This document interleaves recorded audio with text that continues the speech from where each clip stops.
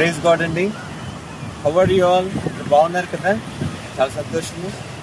అయితే దేవుడు ఒక చక్కటి మాటని మనకి చెప్పారు. అదేంటంటే ఇసుక మీద ఇల్లు కట్టుకోవడం అనే విషయాన్ని చెప్పారు. ఇసుక మీద మనం ఇలాంటి ఇల్లు కట్టుకుంటే ఇల్లు నిలవదు. ఎందుకంటే ఇసుకలో స్ట్రెంత్, బలం అనేది దాంట్లో ఉండదు. అయితే యేసుక్రీస్తు వారే ఆయన బలమైన పునాదిగా మన జీవితంలో ఉంటున్నారు. Is the mighty foundation stone and rock in our life. ఆ రీతిగా ఆయన బండ మీద, ఆయన రాక్ మీద మనం దేవుడు మన జీవితం ఎంతో గొప్పది కనుక ఆయన ఆత్మీయ స్థితిలో మనం ప్రతిరోజు బలంగా ఉన్నప్పుడు మనం ఎంత అద్భుతంగా మన జీవితంలో ఎంతో హ్యాపీగా, ఎంతో బ్లెస్డ్గా, ఎంతో మైటీగా మనం కట్టబడతాం. కాబట్టి ఈ జీవితం మనకు కావాలి కదా.